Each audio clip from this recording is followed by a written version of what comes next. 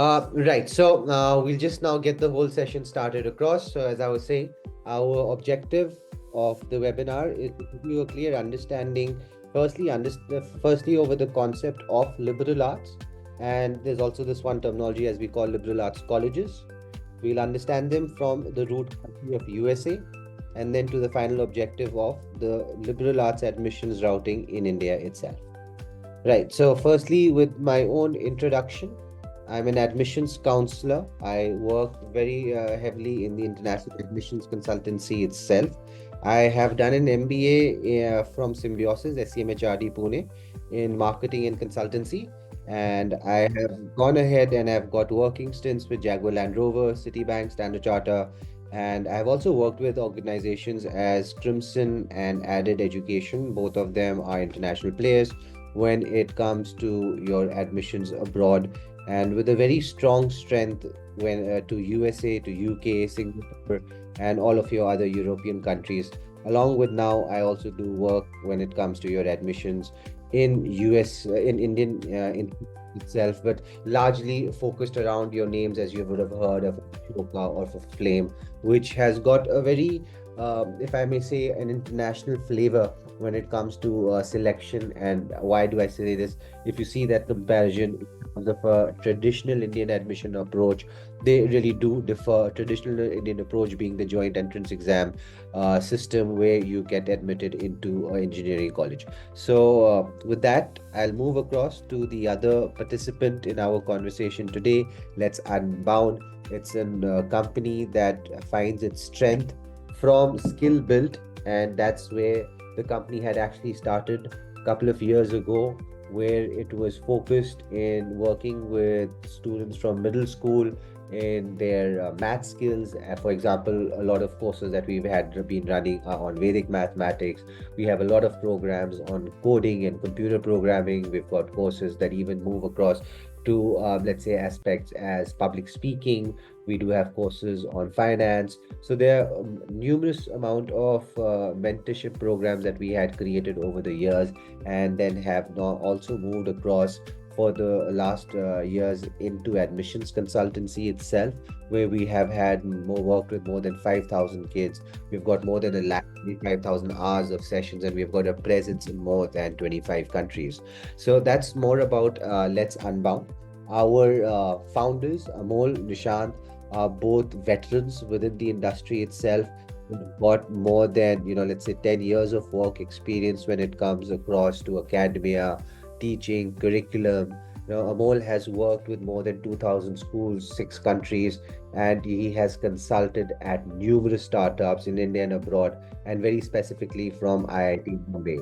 Nishant is a very key member in our mentorship program specifically, and with also our key Indian applications. When you look at institutes as Flame, for one of the most important part that he is an alumni of Flame, and he has been a professor at Flame itself, and he has done a degree from SPJAM, and he has the understanding from a very insider view, if I would say, to colleges as Flame, to colleges as Ashoka, and at the same time has a very good strength when it comes to creating those mentorship programs, which I would say are the backbone of any application. So both of these people have spent a really substantial part of the last decade when it comes to the edtech part. And remind you, uh, these days, these last couple of years, we've been hearing a lot of companies speaking about edtech, but we have been part of this edtech business before it even became a boom. So I'm talking about years of 2012, 13, 14, when we had started across with the whole mentorship program. So that's the real view or the vision that we have behind admissions.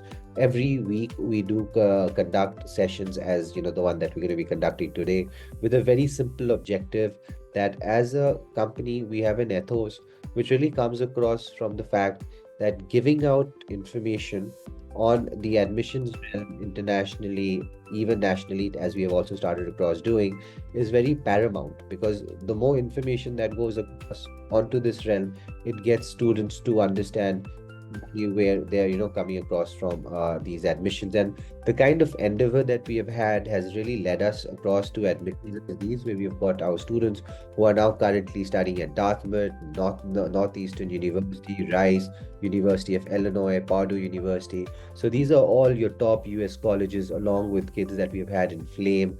There were a lot of kids that have gone into Chuka and are currently doing degrees as we speak. So that's the results that we have also had as an organization. Now, moving across to the agenda at hand, which is liberal arts education, we'll be looking at what is a liberal art education. I'm sure there's a lot of misconceptions that are being running around. We'll try to clear them across. We will be also looking who selects at a liberal art as a liberal art degree. Then we will try to debunk the myths that are around the concept of liberal arts, right? Now we move from there, we look at US liberal arts. Reason why we're doing this, because this is the birthplace of the concept of liberal art degrees, right? As we have seen them. Now, yes, there's a difference between how US liberal arts degrees are run and how exactly Indian liberal art degrees are run. There's one technical difference, but the essence or the concept is still the same. And then, obviously, we'll move across to the Indian liberal arts, the types of colleges that we have in India, the overall process, top examples. And we will conclude our session today by, really giving you an understanding that how do we approach admissions in terms of what are the pathways that we're going to be working across, what is the pillars of success that we believe, and obviously a couple of real success stories that have amounted pathway and from all of these pillars of success. And we'll also try to give you, as we've always said, that as an organization, we have these ethos to be putting out information when it comes across to admissions, because this is something that we have always felt when we got into this realm of helping students in creating applications, is that there's very little data out there. There's a lot of information, very little data out there that really points to you and tells you that how does a student get admitted into a university? How does a US university or a college differ from a UK one, vis-a-vis differ from an India one? So with that ethos, we'll also leave you with a lot of resources that you could continue to hang on to, which will help you in this admissions journey. Now, without further ado, we'll move into what is liberal arts. But before I do, I'll also like to just to get to know you guys a little bit. And for that, I've got a couple of polls. So just if you could let me know the current grade that my student population today is. If you're a parent, just let me know the grade that your kid is also in.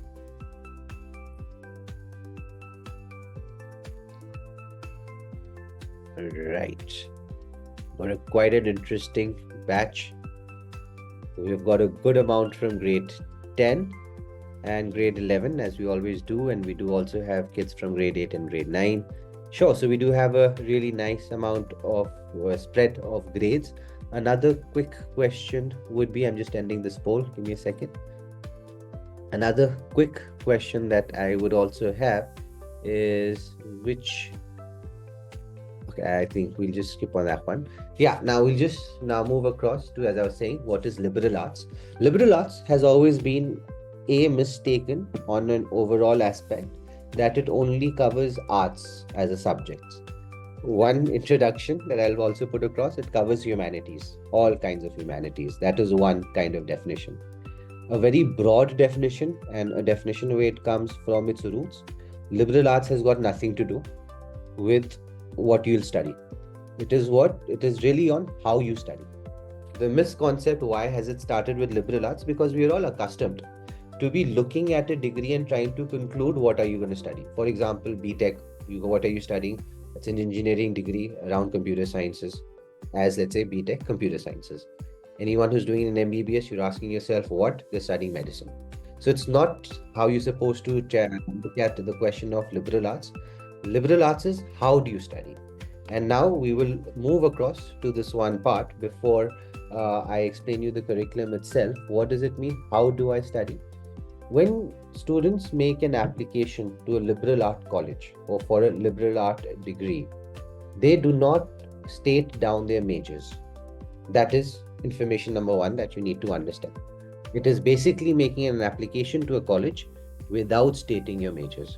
And for information, US colleges It is not even mandatory to sit down any major that you'd want to study.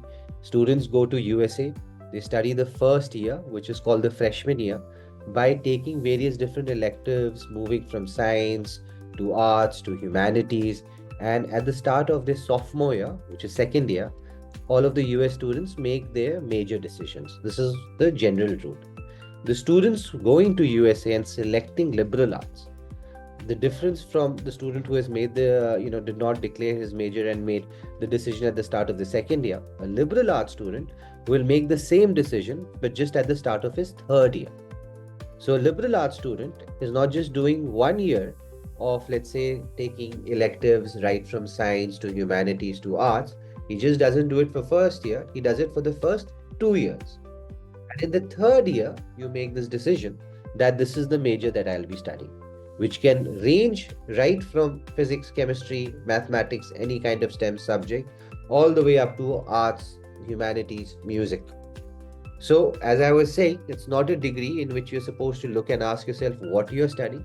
It's basically just looking at it and saying how you're studying, which is to say that for the first 2 years, you will take as many as different specializations, or I'm not, it wouldn't be called a specialization, as many jumps as possible. And at the start of your third year, you declare your major, and then your major based education starts across. So now if you see this graph, which I have put across for you, this is the curriculum breakup of a liberal art degree, where you have to go through this common curriculum the student will be doing, and at the same time you will be going in extreme depth of your majors and capstone electives, be it in sciences, be it in arts, be it in humanities, whatever your selections. And those are the major selections that you're doing. Along with, you also have this option of taking other minor electives, where you could also say that I have a major, I have a minor, and I also have this common curriculum. So it is trying to give you depth and also trying to give you breadth. And putting all of this together is what a liberal art degree technically becomes. So as the description says, it spans every discipline of thought. That's why the whole liberal aspect is attached to the word. It designs to give students broad knowledge base, where you've got the common curriculum, and then you're also supported by majors and capstone, and it gives you a really good exposure to this whole range of subjects. And eventually, students, as I've said, can be taking a major in 1-2 fields, combining that with a minor as well, and also complementing that aspect of having a common curriculum also attached to this whole the choices that you have made till the stage. And it's not only, and it's, as I've said, it's only necessary to declare your major. For example, if you're going for a 4-year degree, at the end of your second year, if you're going for a 3-year degree, at the end of your first year. The difference of these two is important. We'll get that to that part later. Now, liberal arts, what are the kind of students that are selecting liberal arts degree? Who does this really suit? So these are students where you're unsure what you want to study. A very typical word, right? And also feels a little bit also feels a little bit more confusing in that terms. Are we really dealing with a student who's unsure because of lack of clarity, because lack of effort of that kind of sorts? Absolutely not. If you're unsure what you want to study, these are just basic aspects of saying that a student in school is not mature enough to make the decision. For example, there may be students who want to study or are good at mathematics and like physics, and may have come across to the stage where you can actively, let's say, define gravity. And by gravity, and you understand gravity, and let's, for example, sitting down and thinking of a profession that may require the understanding of gravity. So for that understanding of 2 timelines in that way, this is one way of using this information. And for example, trying to locate a black hole and calculate its mass by understanding the relation of another celestial body to that imagined black hole, and seeing how the gravity is affecting, and by that calculation you could understand the mass of the black hole itself. This is one way of using this information. The other way is using the understanding of gravity and creating a probe that can be sent across to another celestial object as, let's say, Mars. So this is again the special interest in the same area, but really growing across to two different professions, one being theoretical sciences, the other being practical applied sciences as engineering. And at a stage when a student is in grade 9, 10th, 11th, it's too difficult for someone to make this decision and put it down in his application that I want to do BSc physics, or do I want to do BTech engineering. And what students then do once they get into these liberal art degrees, they at the they will be taking electives right from theoretical sciences to applied sciences, and then in the third year are making this decision, what do they want to study, right? If you're a student who's liking maths, and you like finance and you like economics, and you're not really very sure which area do you want to go, you want to go more towards, let's say, economics and humanities, and these students are your ideal ones, that an economics degree is an ideal degree for a pre-law major once you move across for your post-graduation. That's one routing. And the other routing is that you have taken finance and you would eventually want to become a financial analyst. See, the route again is extremely same. When you're in 8th, 9th, 10th, you really not have this kind of information to make this decision. So what do students do? They go across, they will be taking electives in economics, in political science, international law, they'll take finance electives, and then at the start of their third year will make the decision that because I have now been exposed to all of these various aspects at a university level difficulty, this is the degree that I want to do. That is one way. Then you'll see there are students with multiple areas of interest. So something very basic. You're a student who likes maths, right? You're good at computer science. You're also good at finance. And you're not very sure which area do I want to go across at. So you could go across, take a lot of, computer science electives, and at the same time take finance electives. Why have I used these two? Because if you look at computer science, another way to call that subject would be applied mathematics. If you look at finance, another way to call that subject is applied mathematics. If a student is doing well at maths and you have these multiple areas of interest, a liberal art degree becomes extremely beneficial for students. And then lastly, if you're really preparing for changing times, and this is much more of a, let's say, on a narrative that we like to put across in our counseling beyond, let's say, just very specific aspects on a profession or a degree. What am I really saying on a philosophical level? Today's world has changed drastically from the times when degrees were created just after the industrial revolution that happened in England. And why do I specifically do say that? Because that isn't technically the first industrial revolution. The first industrial revolution happened, I think, a few 100,000 years before that, within this hemisphere of India and the Arab world, where you had machineries, you had production coming way before the English had done it. They did it with steam. That was the differentiator of that industrial revolution. But there was something very peculiar about this industrial revolution. Once steam set into your factories eventually, it started mass production. Mass production, what it did, it created manufacturing lines, and manufacturing lines created your initial organizational hierarchies. Those hierarchies and that kind of business took its first change when the computers were invented.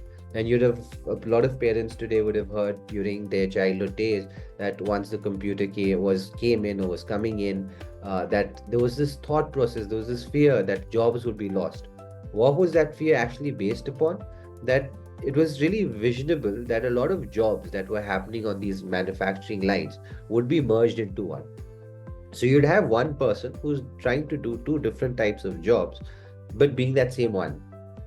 Now, with the AI coming through, more amounts of jobs are actually going to be merging in. And if you see how the world has now moved across with private equity investors, and if you see the difference between an Apple which Steve Jobs ran, you see the Apple that's currently run by Tim Cook. I'm not talking about their very technical processes, but I'm just saying more what you see on a very organizational level. The kind of person Steve Jobs always represented himself as was as a person who would launch a product with its complete completion, with its complete innovation as a product itself. While today you do get this essence that while working at Apple, It is not just about coming up with a new technology, but it is also to understand the profitability behind that new technology. And that is the changing times of today, where a student who is joining in a hierarchy, the lower part, has an understanding of computer sciences, but also has an understanding of finance. Eventually, once you start to grow, you make this decision: do you go and do a master's degree in MTech, or do you do a master's degree in MBA, and decide which kind of eventual role would you like to go across at. But the entry level jobs in today's world would be largely for people who have got multiple areas of interest. And this is where liberal arts has really picked up in the last couple of years. And that's the overall definition of who are the kind of students that would be likely to select liberal arts. So what have we discussed so far? That what is liberal arts, how does it differ from a regular degree in America, or for example in India. We went across and we saw who is this design degree really designed for, if you do you fit into it. And then now we will now move across. This is a little bit more of a USA concept rather than an Indian concept. And as I've said, we are discussing liberal arts. We will talk about the root country itself, and then we will also talk about India. We will differentiate what is a liberal art college and what is a research university. Now, before we move into the next slide, I just want to put this one aspect clear. Every US college will offer or can offer you a liberal art degree. For example, you could go to a Harvard, an MIT, or a Stanford, and you would just apply as a liberal arts student. And for the first 2 years, as I've explained, you do the common curriculum, and then in the next third to fourth year, you move across, take your majors and your minors. This can be done at any top US college, and any college for that matter of fact. But for a college that is giving you a liberal art degree does not make them a liberal art college. A liberal art college, as now you would see, is basically an institute that will give you a very close-knit, hands-on experience to education itself, that very classroom kind of experience, and at the same time are an institute that only offers undergraduation as a course, while a research university will be giving you undergrads, postgrads, and PhD with a lot of exposure to the research that is being conducted at, obviously the post graduation and PhD level. So what is a typical example of a research university? You've got Harvard, you've got Stanford, MIT, all of those names that you always do hear about. Those are all research universities. What is a liberal art college? That's a college as Amherst. So Amherst is a liberal art college, Colby is a liberal art college, Swarthmore is a liberal art college. So that is a definition of liberal art college. On how do they differ? Very simple. Liberal art college only teaches undergrads, while research universities has undergrads, postgrads, and PhD programs. So that is the differentiation between the two institutes. And mind you, even a research university, just to repeat that again, can offer you a liberal art degree, but it will not make them a liberal art college. So just to give you an example of two very specific colleges, Swarthmore, Princeton. Swarthmore has got very strong emphasis to, again, as I was saying, in undergraduation teaching, and it really allows students to explore the humanities and the sciences. While on the other side, if you see, Princeton is a research oriented institute. It really holds research as its primary aspect, and students are really encouraged to take part in research projects. And obviously that doesn't mean conducting the research itself, if you're just taking part on it on a very undergraduation level, and being part of that whole funding aspect and all of those various things, and getting that, as I was saying, the exposure towards research itself. Right now, a couple of debunking the myths before we move across to those various other things. It doesn't equip students for the necessary knowledge of the world today. That's absolutely wrong. It totally does, as I have explained. And this is one misconception behind a liberal art degree, is that it prioritizes breadth at the expense of depth. Why does that come up? Because every liberal art degree, be it in India, be it in USA, you have this common curriculum that you have to do, which is basically there to give you the breadth. But at the same time, you do it in India, you do it in USA. In India, largely degrees are 3 years. So at the end of your first year, you declare your major. So that's when your depth starts. In USA, you declare the major at the end of the second year. So that's when your depth starts. Why at the end of the second year in USA? Because they typically have 4 year degrees. So it is always at just, when you have a couple of years in that degree, be it in India, be it USA, both places you have 2 years of focus in the major. Right. So, and again, as I've said, the last one, all US universities are liberal art colleges, absolutely wrong. It really depends what are the kind of courses that you're running. Are they in undergrad, postgrads, and PhD level? That will decide if you're a liberal college or not. Right now, the US liberal art programs. So we will just now quickly go over this in a rushed manner. So you could just have a quick understanding. I'm sure a lot of kids may be interested in USA as well for an option. So for all of those kids, I think if it'll also just give me a good understanding how much time should I spend on this. So give me a second. I'll just launch a poll. That would give me a good one if you want to have USA spoken across. So if there anyone who is interested in terms of USA, can also just quickly launch on their poll if you're interested in USA. So I'll just decide how much time will I give to this section. Let us know if you're interested in USA.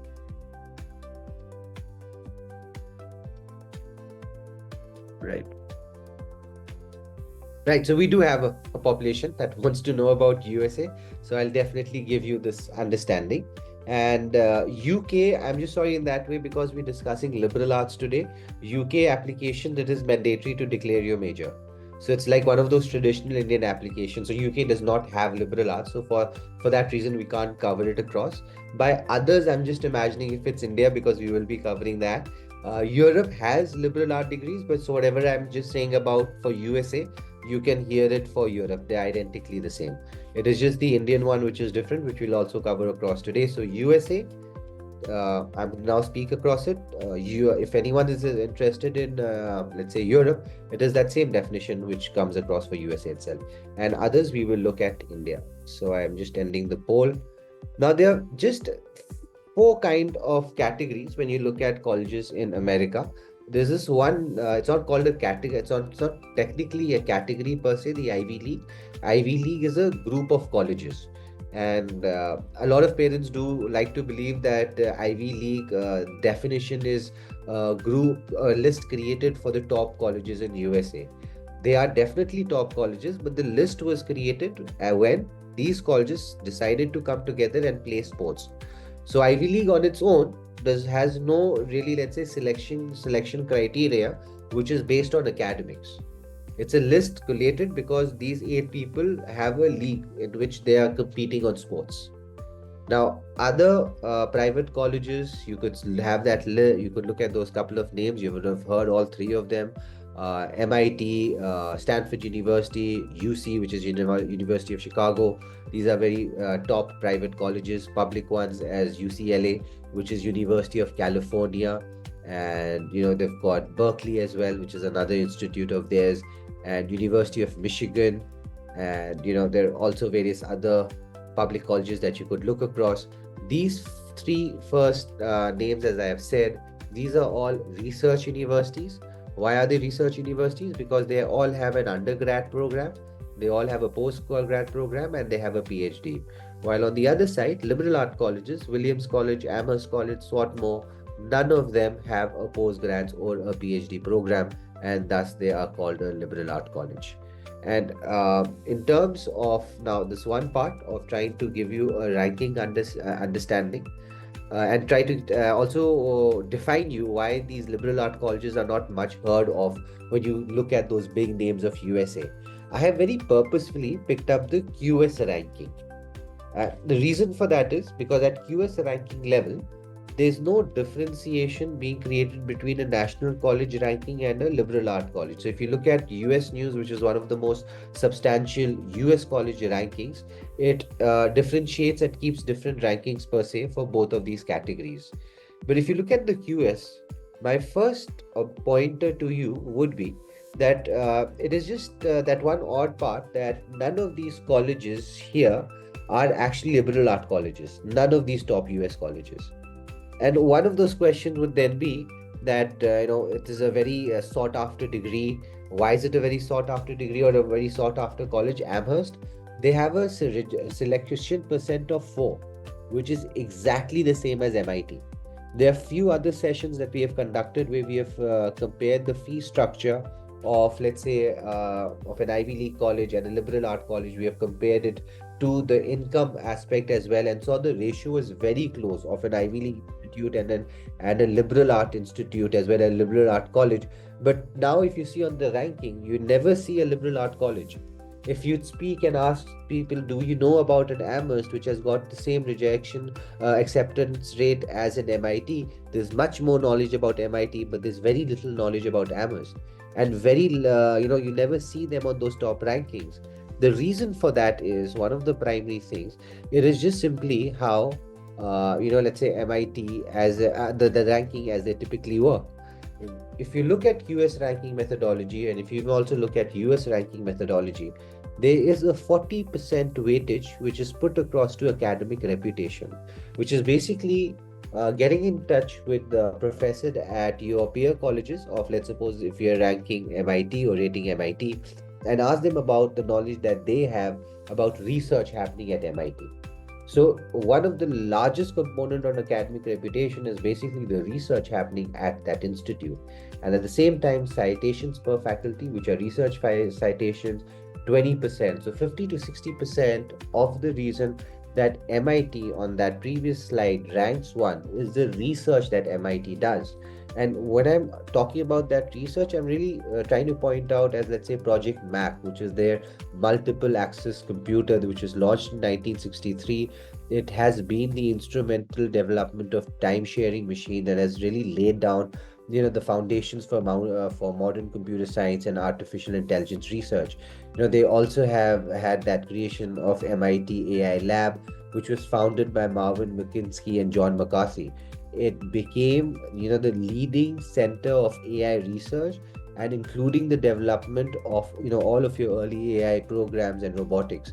And if you look at these projects that I really just spoke across on, your Mac or your MIT AI Lab, or even let's talk about their whirlwind computers, these are projects that are done by the postgrads and PhD students. These are not projects that are actually done by the undergraduation students. So this ranking that you're largely seeing is work that happens at postgrads and PhD level of a college. And this is your prime reason why your top colleges are always going to be research institutes and not liberal art colleges. Because liberal art colleges does not have students who's doing a research on a post-graduation degree or a PhD degree. But as you would agree with me today, that anyone attending my session is a student who's looking for admissions at undergrads, not postgrads. So that's where, in America, a lot of students are actually just looking at a liberal art college for their undergraduation education experience. They go there, they take liberal art degree, they, go across and do majors and minors in different various aspects. They have got also other lot of various different electives out of interest, and at the same time being supported by your common curriculum. And that experience allows them to get jobs in top institutes, and at a later stage, when it comes to that specialization in your profession, on your post graduation degree, when you're taking your master's degree, that is when the final major is decided, and then students look at a research institute. So it's very important, if I would say in that way, to always understand that what are rankings based on. Why is it important to put certain important let's say understanding to them, how to use them effectively, and why research, your liberal art colleges haven't been on that top page, as I would largely like to put across. Now, before I just move and give you a little bit of understanding in terms of how do you also apply in USA itself, I will just give you this list of little Ivies. What is this little Ivies? I told you about the Ivy League. It is an institute that, a list that, was created of people playing sports together. Little Ivies is a list which has been created by Bloomberg Business Week. It is an article by them. And what they had done, they had listed these 18 top institutes, top liberal art institutes for their educational experience. So, unlike that Ivy League list that we all are always looking across at, and we just did not know that that list is actually created because they play sports together. How about looking at a list that has been created to really showcase you these are the best colleges for education? So this is much more relevant kind of a list, if I would like to put it across in that way. Now, just moving to your common application process in America. This is not just talking about liberal arts. This is for your all kinds of degree. Just do remember this one part about USA. It is not mandatory to declare your majors in a US application, and this is regardless of liberal arts, right? So you're just applying to a college without even declaring what do you want to study exactly. Because of this one, differentiation with India, or let's say differentiation with UK, in USA, you only have two kinds of entrance exams, SAT and ACT. And apart from that, what are the other information that this common application, this platform takes? It's grade 12 scores, grade from 9 till 11th. It'll ask you to write 10 activities that you've been doing in your high school, which is grade 9, and till the time you apply, you write extreme detail, hours a week, how many you do it, have you been doing that since grade 9th, 10th, 11th, and you write a description, and you write 10 activities that you do. And they can be academic, they can be non-academic. Academic is like research, internship, courses, competitions. These are all academic extracurriculars. And then you have non-academic extracurriculars, sports, music, arts, humanities, almost anything that you could imagine. And then across from that, you write a personal statement describing your narrative as an application. If you're applying to Harvard leadership, applying to Stanford impact innovator. Along with that, you write a university specific essay, which is taking that narrative that you explained in the personal statement and match it to the university that you're applying to.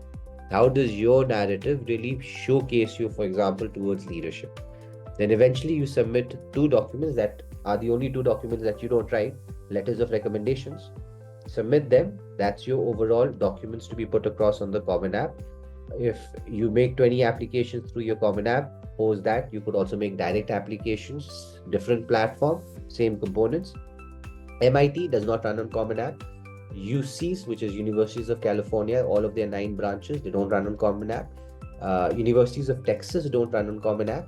All three of them have their own systems, platforms, precisely to put that across, but the components are the same. And overall, your application date lines roughly, give or take 10-15 days here or there. 1st of November is your early decision and early action cycle, in which you're applying to university before the bulk, actually comes through. You have a higher chance of acceptance. Early decisions, what it means is that once accepted on that decision, you can't go back. It's a binding decision. If you've been accepted by that college and any other college accepts you, the college where the early decision application has happened, that's your binding application. You have to go there. And early action is just an early application without any binding. All of your regular applications happen on 1st of Jan. Results come between Jan till April. So this is how you apply in USA. This is just to give you a very quick overview. We do very detailed sessions about US admissions. We do have a lot of videos as well of our previous sessions done. So I'd really suggest, parents who are interested in US applications, do access those videos, because I'll be there, going in extreme detail about all of these components. But just to go back here, these are the things that you write from your perspective, and this is how an admission officer views you. 40% is put across to its academics. I'll just rush through this, where you've got your entrance exam, SAT, ACT, 15%, grade 12 score, 15%, your grades from 9 till 11th, that's another 10%. At this stage, you can only show your case yourself as a strong academic achiever, but you need your extracurriculars to show your narrative, which are those 10 activities with a weightage of 30%. Then on the rest of your application has got another weightage of another 30%. Overall, 40% towards your academics and 60% towards your non-school academic activities. This is how your application is overall viewed. Now we will move across to the liberal art India routing.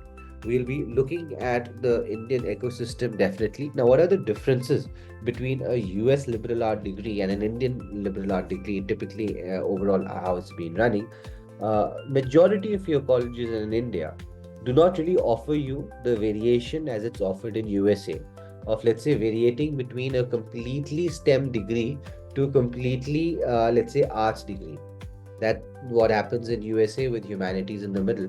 In India, you're largely dibbling and dabbling between humanities and arts. You're picking up subjects as economics, maths, and finance, and at the same time, you've got history and you've got languages, you've got arts, you've got art history. So you've all got all of those art and humanity, various kind of disciplines that you can take across in India.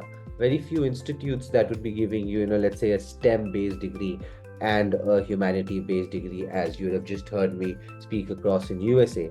But at the same time, all of those facts that I was talking across in terms of liberal arts, the reason why you want to do it, the strengths about a liberal art degree, how does a student, really benefit from having depth and having breadth in today's current ecosystem or in today's, let's say, job environment. All of those things are very closely associated with the Indian liberal art ecosystem that is being created across. So you all have all of those benefits, which are also going to be there with our Indian system. The one difference that I have pointed across to you is that the variation is not as much as it is in America, but it still has the kind of variation where a lot of students who are looking at eventually at an MBA finance, for example, or let's say just an MBA degree on the current stage, not decided on the majors, your liberal art routing has become sorry, one of the most sought after. Just give me a second. Has become the most sought after degree on today's, let's say, overall Indian universities ecosystem. Now, the differentiations, or let's say the kind of category of colleges again that we have in India, you have a lot of specialization based colleges, and largely you'll see your top ranked colleges are normally in this category itself. Your IITs, your IIMs, one for your engineering, your management.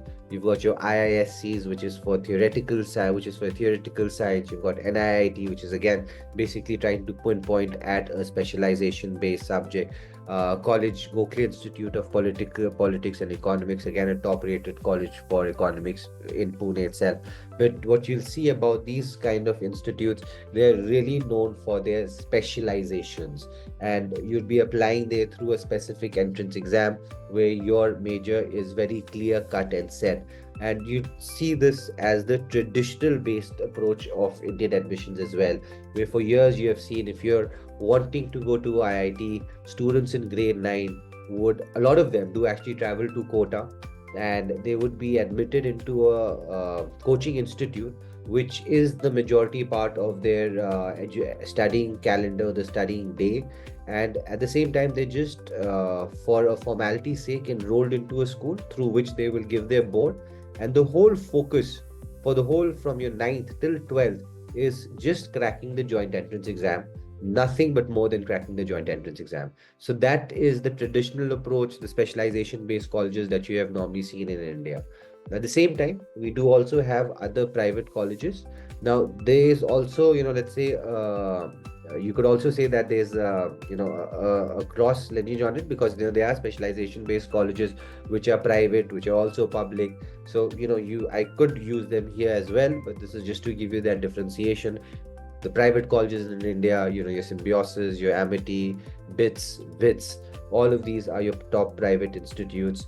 Public colleges, Delhi University, Mumbai University, Aligarh Muslim University, Banaras Hindu University, all of these are example of public colleges. Now, colleges that are offering your liberal art institutes, Ashoka, Flame, Kriya, these are all new institutes that have come across, very lately, and have got this degree option, and are really putting it across, and have taken a lead when it comes to be offering your top liberal art courses. Now, your overall components that are there for that you need to really submit across for a liberal art application. So the most important thing here, so this is not in a timeline of sorts. This is basically just giving you or making you remember the flow of documents. So the flow of documents that you have to remember, you have to give your college exam. There are a lot of colleges that have their own system. So we will be looking at a few names. So I'll be sharing that with you very shortly. Or you could also submit your SAT score, which is that exact same SAT that is used for USA. So we do work with a lot of parents, sorry, with a lot of kids who are going to be applying to a set of US colleges, and they would be accompanied by Indian applications. And for student to student differs. There are students who have plan A as India, plan B as USA, and there are students who have got plan A as USA and plan B of India. So what they typically are doing, they're giving SAT, and that entrance exam becomes valid for both of the countries. And at the same time, grade 12 is valid both here, both in India, both USA. So that is again a common aspect. If you have that personal statement ready for USA, that can definitely be used across for your applications in India. It's a very similar document. And when it comes across to letters of recommendations, largely in India, you do have one letter of recommendation, but you do also have institutes that will be taking two letters of recommendation, which is going to be exactly the same when it comes to your, letters of recommendation requirement in USA. So again, your Indian application components are a subset of USA. So if you do prepare for US application, your Indian liberal art application definitely just becomes ready in its natural way. The scholarship work is very much the same, but at the same time, your essay topics will be different naturally. So, but the overall concept is the same. How you have to come across and really show across your personality in either of the questions that would be posed across. But yes, obviously, how it has to be framed would be dependent on that scholarship question itself. So yeah, that is the overall Indian liberal art components and how they can be seen as a subset to your USA complete application. Now we'll just go straight into a couple of universities that we could talk across on. Ashoka is a real top name when it comes across to an institute that has been offering you liberal arts. It has been established in 2014, and as I was saying, it's a leading liberal arts and science institution which is located in Sonipat. It offers interdisciplinary undergraduate and post-graduation programs. So it's not, as I said, did not define it as a liberal art degree college. I have said a college that offers liberal art, and it emphasizes on critical thinking, research, holistic education. And the university is actually named after Emperor Ashoka, which is a reflection on their commitment to India's highest values and ideals. So this is what that institute is largely across on. What are the let's say the application components that you need to look across on? One of the most important are your academic records, so high school grades right from your grade 9 till grade 12, including also dependent which college you are. If you have those predicted scores, if they're available, are going to be considered. And on overall, there's no minimum cutoff per se, as you normally see in your applications. Let's suppose at an IIT, there's still a minimum cutoff, which is 65%. And again, the overall process is still holistic, where your extracurriculars and achievements play a very vital role. Applicants are really encouraged to share details of their involvements in activities like sports, in arts, internships, volunteering, leadership roles, and anything that could really set you apart, that could help you set that right kind of a narrative, really looked across within these extracurriculars and achievements. And at the same time, you do have your personal essays, as they are called, within Ashoka. The same thing as a personal statement. You do have two or more essays that would be required beyond where you'd be largely asked to reflect on your personal experiences, values, or aspirations. Along with this document, you do also have letters of recommendations. They're largely optional, they're not mandatory. Applicants can submit up to two letters of recommendations from teachers, from mentors, or let's say from any person who they have had some kind of a professional experience, internship kind of an experience, or a research internship kind of an experience. If you have a letter of recommendation from them, you could use one or two of them for the Ashoka application. Along with the application, the other important aspect that I'll just, to just quickly just give you an understanding of the aptitude assessment. Ashoka's test itself is called the Ashoka Aptitude Test. It's a centralized test designed to assess critical thinking and problem solving skills. So it's not something which is more, let's say, on lines of the joint entrance exam. It's something which will be much more in line with the CAT exam as you see in the traditional system.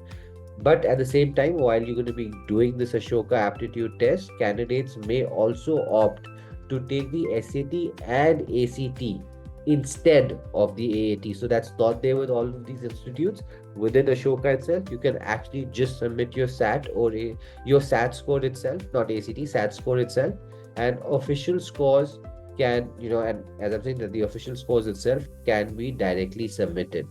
AAT itself is optional for applicants who have already submitted their SAT scores. So do remember this one part that you do have an Ashoka aptitude test, but that can be replaced by your SAT score itself. Now the timelines which are there for these applications, it's a multi-round admission process where round one applications opened in September and decisions are made by January. Round two, your applications close in January or February, and decisions are by March. And then you have your applications which are in April, and your decisions that come by May. And then the final round is closed by May, June itself, where decisions are finalized by July. And obviously applications are applicants always encouraged to be applying to your early rounds, because the earlier that you apply, the higher chances that you have to get through. It's that same early action kind of situation. India does not have an early decision model, it only has that early action kind of an effect on applications itself. Then obviously at that stage, if you go through the early rounds, you do have a lot of more opportunities when it comes across to as I would say into as I would say, into your scholarships as well, because initial time periods you do have institutes that you do have that situation at an institute that there are much more scholarships to put across. Now, what are the strength areas of going across to Ashoka? I mean, obviously, their liberal art foundation students are really exposed to a range of disciplines before specializing, fostering a broad intellectual foundation. They also have really that flexible majors and minors, options to major in one field while pursuing minors or concentrations in others, such as combining, let's suppose, that's economics or creative writing, combining as your law as well within economics itself. So there are a lot of major minor combinations that you could typically run across in India. And then you do have your core courses that you're running with your foundational courses, for example, in critical thinking, in literature, philosophy, in history, sciences, and typically ensuring well-rounded development. And at the same time, you do have your academic programs, your undergraduation programs, it has post-graduation programs, it has that Young India Fellowship program as well. It's a 1 year post-graduation aspect. At the same time, it really does give you international exposure, study abroad opportunities, collaborations with top, global universities as Yale, as King's College London, and various other such institutes. Global, it also has a good amount of global faculty and global peer interaction, where you would be interacting with peers and faculty right around the globe, as I've already given two examples of Yale and King's College London. And at the same time, research and innovation is definitely one of those key areas when you look at it. It has a center of excellence, houses research centers such as the Trivedi Center for Political Data and Center for Economics Data and Analysis. So that's like a real top example in India itself, where of late we have now seen a lot of focus that these kind of colleges are trying to bring into research. Now, beyond that, there's a lot of student-led research. Ashoka encourages students to undertake original research through initiatives like the Ashoka Scholars Program. So that's one of those ASP, as they're normally called. It's a top program that you should be typically looking across if you're looking at a good exposure to research and at the same time trying to find that exposure in India itself. Now, the other college that we will immediately look across at, it is very similar to Ashoka, but obviously it is ranked two in a lot of places, and obviously in terms of selection that we have normally seen, that a lot of students would be largely looking at your Ashoka as option number one, but definitely Flame has come a really long way and it has been doing quite well when it comes to attracting your talent today in the application pool. But this institute itself is actually older than Ashoka. Flame was actually founded in 2007. It's a private co-educational, fully residential liberal education university situated in Pune. As a pioneer of liberal arts education in the country, Flame offers a range of undergraduate and post-graduation programs designed to provide a comprehensive interdisciplinary learning experience. Right now, the application process that they are following, you're again submitting your academic records. So your past academic performance from class 10th to class 12th, and if there are any predictive scores, if available, then you could be there. You could definitely put them across, and they accept scores right across from all boards, and that's also the same thing with Ashoka. There's no differentiation in terms of CBSE, ICSE, IB, or Cambridge or the state boards, and students right across can be applying there. The grades that need to be submitted in this case are not ninth till 12th, they are from 10th to 12th onwards. The entrance test here is called the FEAT, which is Flame Entrance Aptitude Test. It is mandatory to test to do this test for all the applicants, but students with a valid SAT score can also submit them as substitute for FEAT. You could also submit them. So for example, if your score, which is not coming extremely great out for your your Flame exam, the Flame Entrance Aptitude Test, you could also submit your SAT to complement the same. At the same time, you do have your personal statement, which is a critical component where students really articulate their aspirations, interests, and motivations. So that's the overall objective that they want a student to think across while submitting the personal statement. And obviously, again, even in this college, extracurricular achievements are extremely important. You need to put on the details of participation in sports, arts, volunteering, and other such leadership activities are always appreciated when you look at your application within Flame itself.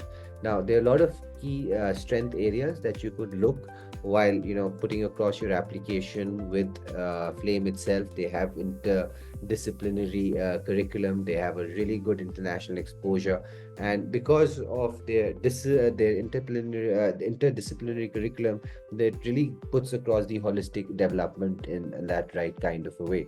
So that is also a college that is doing quite well. Now, just moving across to the next institute that is really well known for its let's say liberal art programs and degrees, that is now Symbiosis School of Liberal Arts.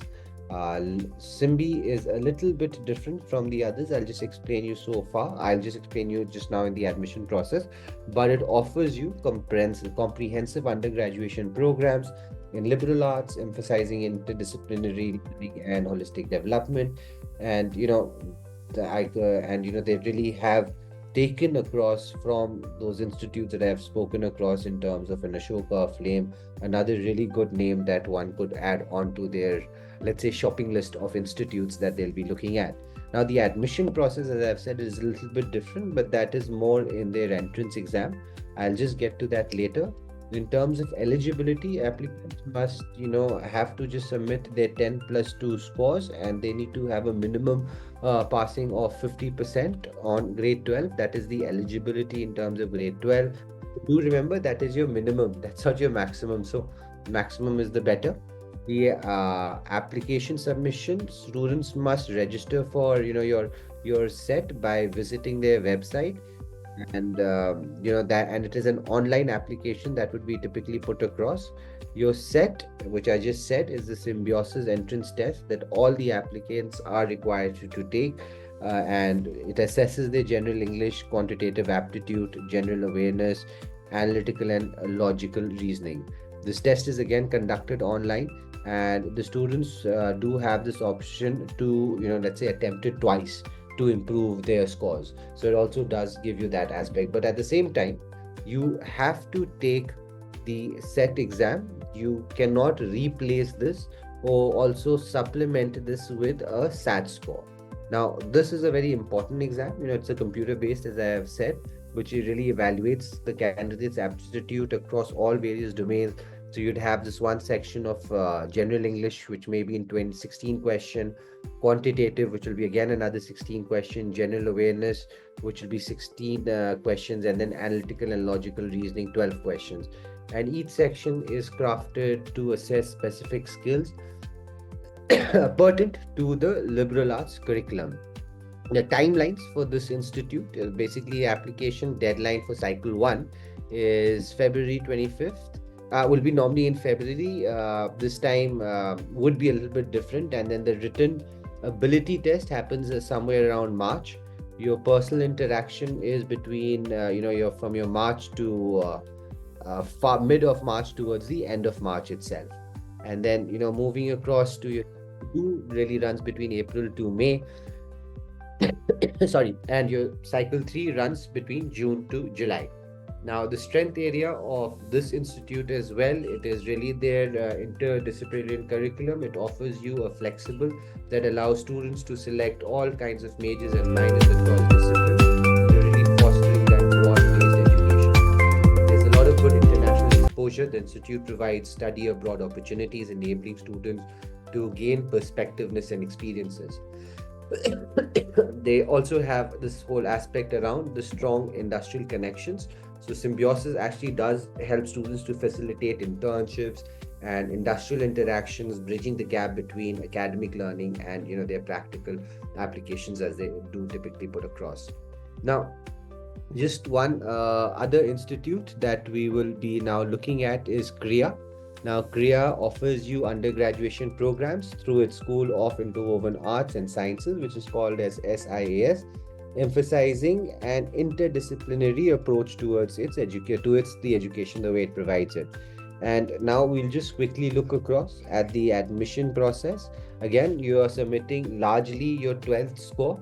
The exam that you take, it's called CAT, but this time CAT with a K. And students really go across with this career assessment test. It's an 80-minute examination. It's designed to evaluate the problem solving, critical thinking, verbal ability, numerical reasoning, and writing. So those are your 4 components to it, which is problem solving, one part, the second part being critical thinking and verbal ability, third part being numeric reasoning, and lastly you do have your writing skills. So those are the real components when it comes across to your aptitude test. Now, what are the timelines that you need to look across at? So your round 1, your application deadline is somewhere in November, where your personal interaction that would be happening in Jan, and then your decisions come through with Feb. In round 2, this timeline starts in Jan and would be moving across to your personal interaction somewhere in the time of Feb, and the admission closing across in March. Round 3 moves across from June to July, with your admission decisions happening in May. And then round 4, which is now the 4th and last round, would be from May to June, and within the end of June, you could be expecting the admission decisions themselves. The strength area again for KRIA itself, it's again the interdisciplinary curriculum that they have. They have that flexibility to again just choose between multiple discipline, and really helps you to foster that well-rounded education. It has that holistic admissions process itself. It really evaluates students not just based on their academic performance, but also on their extracurricular involvement. It really strongly looks at your personal narratives and aptitude assessments, and at the same time, it will be looking at those documents, letters of recommendations, your research papers. You've got all those academic aspects that all will also be looked across at. So it really does ensure a very comprehensive selection process. And overall, the college, as it really puts itself across, and we have seen this feedback, with a lot of articles. You've seen that with a lot of councils put that Kriya really emphasizes the development of critical thinking and problem solving skills, and really prepares students from, I would say, that real world challenges. So those are your, again, the strength areas of Kriya. The global academic ties definitely one aspect that also do add on to the charm of the name Kriya. Now, just giving you a couple of names, I also thought that I would like to leave you with, let's say, a route for all of those students who are looking at a liberal art degree in India. What happens if I've done a liberal art degree? So this is one of a real sought after routing, is to get into a top MBA program in USA after doing a liberal art degree in India. So what students have been doing, they take various electives in maths, finance, economics, and various other subjects around the area that could be then further explored within MBA. And that happens that after their admission, they declare their majors, which will in India largely happen after the end of their first year. So at the start of their second year, they would be then deciding, are they going for finance, are they going for economics.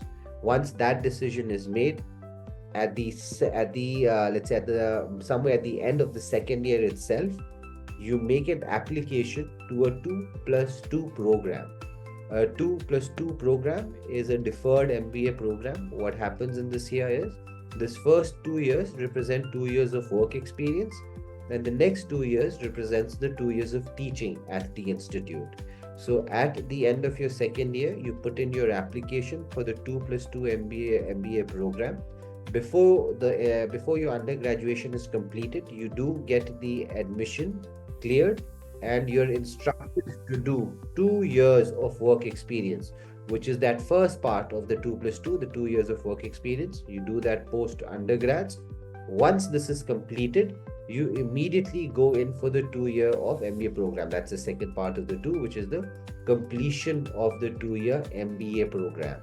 It's called a deferred MBA. It's also called a 2+2 program itself.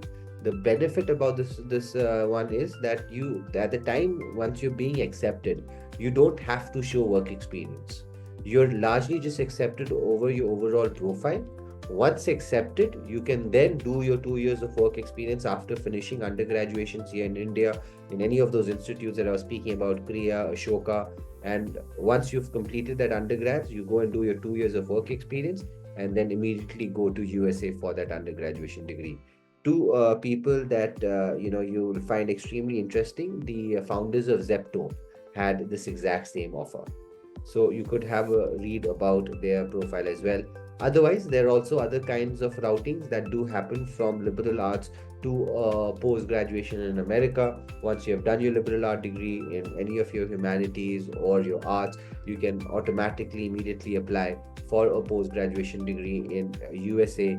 USA has always had that appreciation for a liberal art approach towards your education. So if you're going through Ashoka, you're going through any of these colleges, I'm not saying it's a guarantee of admission at any level, but it does add on to you understanding the flavor of how USA wants education to be run. And at the same time, it does give the confidence to the admissions officer that even within being in India, you have been exposed to the US philosophy of education itself. So that's the other kind of routing as well, that if you're not going for MBA, if you're still thinking about an MA kind of a degree in any of the humanities, how a liberal art degree would actually help you across. Now we're just moving across to the last part of our conversation today. What is our approach? We keep our approach, which is extremely student centric. We put the kid into the center of the requirements here. He decides, what. Because we need to understand the student, understand their personality, interest. How do we do it? Is initially starting it across with a psychometric test, which gives the counselor an understanding what are the kind of inclinations. Post that, we indulge in a lot of courses, competitions, we doing research papers and internships that could really concrete the findings of the psychometric test, in terms if there's a certain inclination that has been pointed across by a psychometric test, for example in finance. Then we'll do a lot of activities around finance to be really assuring that the result that we have had is really backed now by some practical confirmations. Now, Through that, we then move across to your college counseling, and the last part that I was talking about, you doing courses and as competitions and internships. That is you building up your profile and your skill aspect. And at the same time, we work with a lot of non-academic extracurriculars.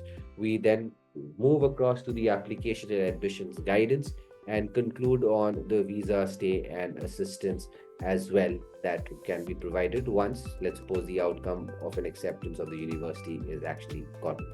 Now, what is your pathway to admissions at a leading let's say leading India global university? It's basically post here. We do a profile assessment. We help you shortlisting colleges with a complete support and strategy and preparation, and eventually also your decision support, and giving you complete guidance on ancillary services, your financial documentation for scholarship, or the visa documentation for obviously the visa that would be required eventually. Yeah, and the team that is working with any team, with any member, you do have a lead strategist, you have a lead consultant, and at the same time, you're supported by academic mentors, test prep mentors, and a lot of profile and skill execution mentors. So this is the kind of team which is largely paired, and along with this whole team, you're also provided with a relationship manager that really makes sure that the whole process runs extremely smooth, all the deliverables are met on time.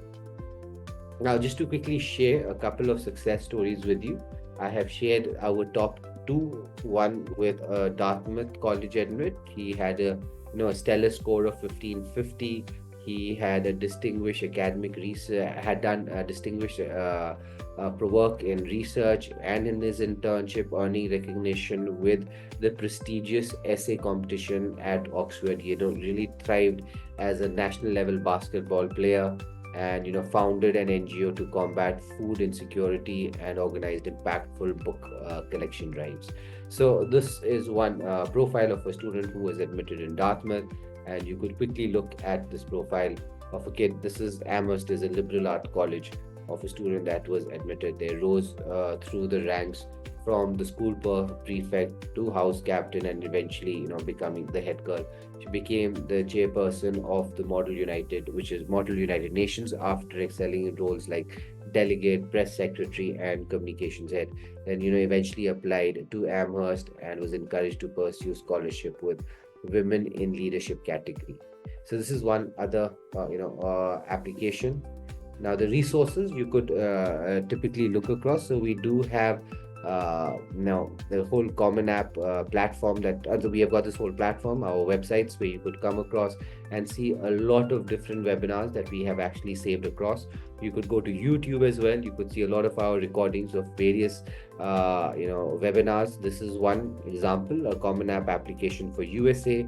And at the same time, I also do conduct almost every week a new topic when it comes to admissions. We have covered topics as APs and SAT, USA, UK separately. We did another session in which we were discussing about almost all of the countries in one go. So you could join with a lot of master classes and webinars for these admissions, for understanding these admission processes.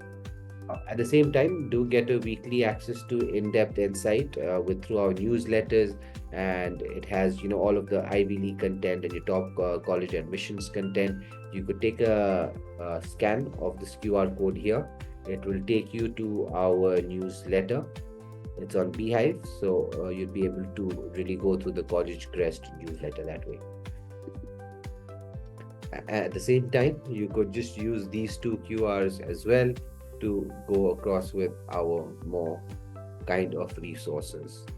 Now, this is you could just take a scan of this and could book a one-on-one session.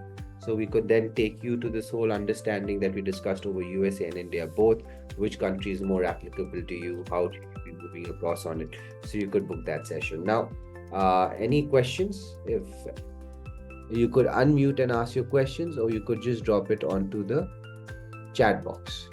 So I'll just give the last couple minutes for any questions, or otherwise we will stop the session.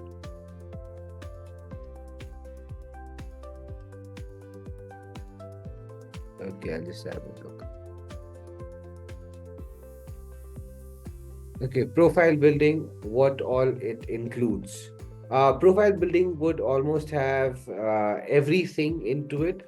I think you should divide it across in terms of extracurriculars. Let's look at it in that way first. One heading. Within extracurriculars, you have academic, non-academic. Academic, you have research paper, internships, competitions, courses.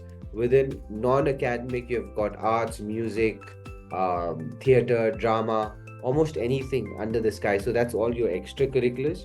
These extracurriculars are then defining a personality. That's the profile that we talk about. Right now, right on some. We could do another Australian university one specifically, so we could give you information on that. Today was more focus on liberal arts, not really a country. We spoke about two countries that was offering liberal arts per se. How is Shiv Nadar College for BA in Liberal Arts Studies? I think this is a question that should be largely taken one-on-one. So do book a session with us so we could answer you on a one-on-one level. And Shivna, I don't really like putting this across as Shiv Nadar better or Ashoka. I think I would like to neutrally answer and say that I have seen a lot of students putting Ashoka's name before putting Shiv Nadar's. Does it make it better? I'm not sure, but I have seen application number one going more towards Ashoka rather than Shiv Nadar. Is liberal arts in Australia? Not really, not really of those top institutes that you'd be applying for. So I think on our discussion, they keep it as well. Okay, so thank you. Thank you for joining across. It was a really nice evening we have spent speaking to you guys and giving out again the information on admissions, trying to make an equal level playing field for everyone, and just making sure that as many students do understand the nuances of admissions and are prepared on time. So with that, I would like to sign off and thank you for joining our session.